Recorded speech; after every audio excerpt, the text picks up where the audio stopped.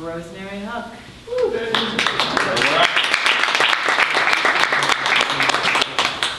This might be a little bit more G-rated.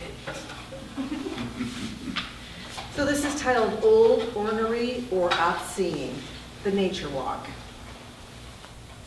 No one had ever taken me out on a nature walk.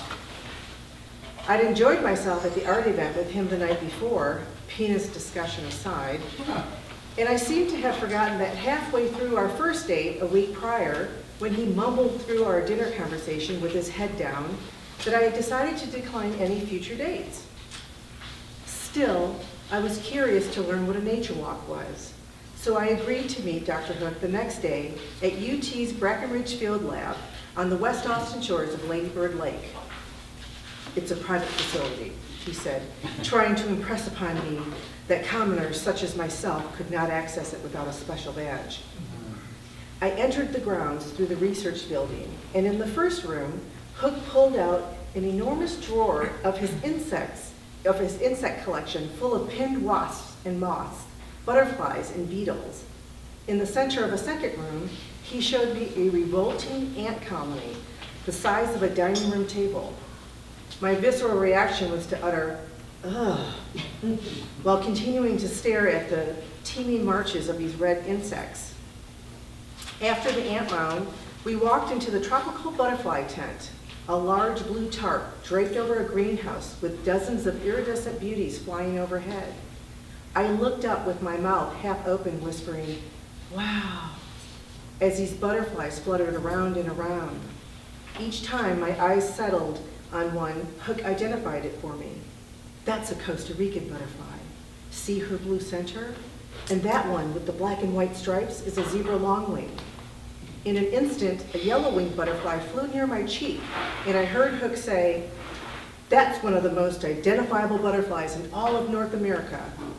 I glanced towards him, waiting for a name. With a twinkle in his eye and a leer in his voice, he said, he's the tiger swallowtail, and he mates twice a year. Right now, he's looking for a receptive female. Had I known Hook longer, I would have recognized his precocious nature of hinting at lascivious topics, also known as field biology humor.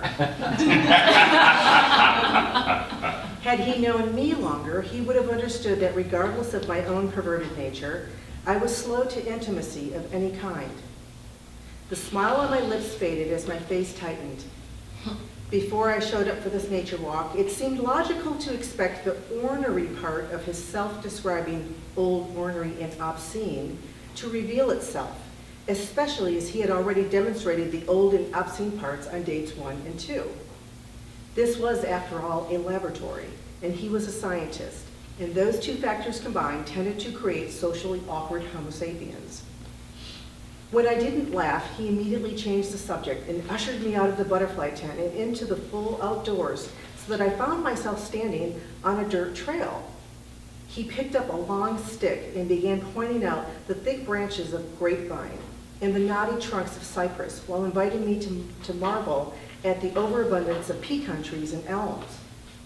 Surely I had walked by grapevine 1,000 times in Austin, but until that day, I had never equated these climbing branches with the driftwood that washed up on Texas shores. Further along the path, he showed me a metal pond full of squishy things that was being used for an ongoing study of more squishy things. Halfway through our walk, we found a log and sat down side by side to share a Honeycrisp apple that I'd brought in my backpack. I took a bite, I took a bite, then Ellen took a bite, then I took another bite, and so on, until only the core of the apple was left. All of a sudden, my heart began to beat too fast, and I could no longer look him in the eye.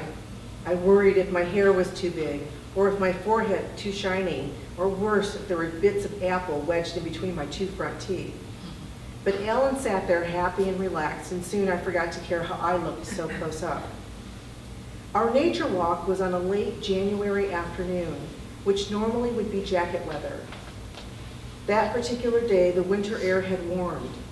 I wore green khakis and a thin hooded sweatshirt of navy, covering as much of my body as possible, assuming, I guess, that I was going to be mauled by stinging insects. Alan was dressed in blue jeans and tennis shoes and a white t-shirt with pictures of colorful bugs on it. Gone were the plaid shirts he had worn on dates 1 and 2.